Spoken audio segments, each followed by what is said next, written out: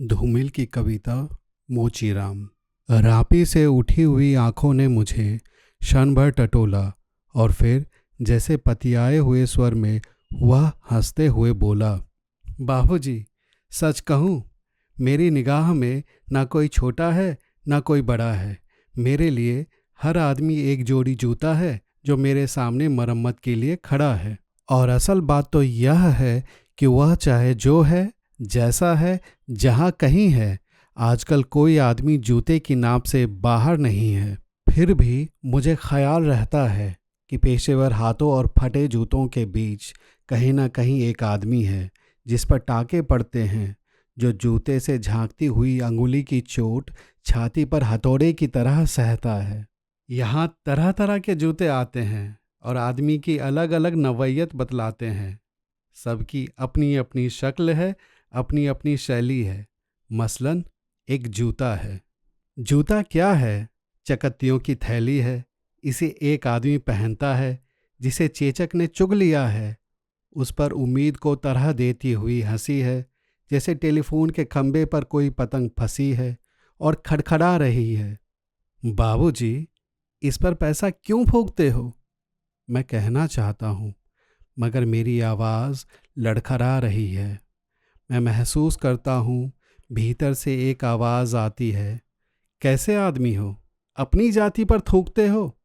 आप यकीन करें, उस समय मैं चकत्तियों की जगह आंखें ताकता हूँ और पेशे में पड़े हुए आदमी को बड़ी मुश्किल से निभाता हूँ। एक जूता और है जिससे पैर को बांधकर एक आदमी निकलता है सैर को। वह ना अक्लमंद है, ना वक्त का पाबंद है। उसकी आंखों में लालच है, हाथों में घड़ी है। उसे जाना कहीं नहीं है, मगर चेहरे पर बड़ी हड़बड़ी है। वह कोई बनिया है या बिसाती है, मगर रौब ऐसा कि हिटलर का नाती है। इसे बांधो, उसे काटो, हियाँ ठोको, वहाँ पीटो, घिसा दो, ऐसा चमकाओ, जूते को ऐना बनाओ। उफ, बड़ी गर्मी है। रुमाल से हवा करता है, मौसम के नाम पे बिसुरता है। सड़क पर आतियों जातियों को बानर की तरह घूरता है। गर्ज यह कि घंटे भर खटवाता है, मगर नामा देते वक्त साफ नट जाता है। शरीफों को लूटते हो, वह गुर्राता है और कुछ सिक्के फेंक कर आगे बढ़ जाता है। अचानक चिहुक कर सड़क से उछलता है और पटरी पर चढ़ जाता है। चोट जब पेशे पर पड़ती है तो कहीं ना कहीं एक चोर कील दबी रह जाती है, जो मौका पाकर उभरती है और अंगुली में गड़ती है। मगर इसका मतलब यह नहीं है कि मुझे कोई गलत फहमी है। मुझे हर वक्त यह ख्याल रहता है कि जूते और पेशे के बीच कहीं ना कहीं एक अदद आदमी है जिस पर टाके पड़ते हैं, जो जूते से झांकती हुई अंगुली की चोट छाती पर हथौड़े की तरह सहता है। और बाबूजी, असल बात तो यह है कि जिंदा रहने के पीछे अगर सही तर्क नहीं है तो रामनामी बेचकर या रंडियों की दलाली करके रोजी कमाने में कोई फर्क नहीं है। और यही वह जगह है जहां हर आदमी अपने पेशे से छूटकर भीड़ का टमकता हुआ हिस्सा बन जाता है। सभी लोगों की तरह भाषा उसे काटती है, मौसम सताता है। अब आप इस बसंत को ही लो, यह दिन को तांत की तरह तानता है।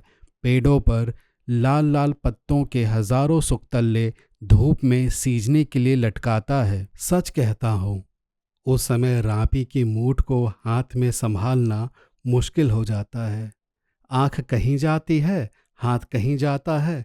मन किसी झुंझलाए हुए बच्चे सा काम पर आने से बार बार इनकार करता है। लगता है कि चमड़े की शराफत के पीछे कोई जंगल है जो आदमी पर पेड़ से वार करता है। और यह चौंकने की नहीं, सोचने की बात है। मगर जो जिंदगी को किताब से नापता है, जो असलियत और अनुभव के बीच खून के किसी कमजात मौके पर कायर है, वह बड़ी आसानी से कह सकता है कि यार, तू मोची नहीं, शायर है। असल में वह एक दिलचस्प गलत फहमी का शिकार है, जो यह सोचता है कि पेशा एक जाति है और भाषा पर आदमी का नहीं, किसी जाति का अधिकार है। जबकि असलियत यह है कि आग सबको जलाती है, सच्चाई सबसे होकर गुजरती है।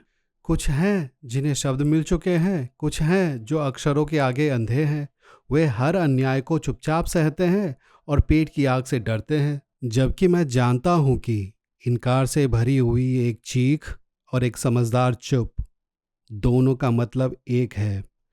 भविष्य गढ़ने में चुप और चीख अपनी अपनी जगह एक ही किस्म से अपना अपना फर्ज अदा करते हैं।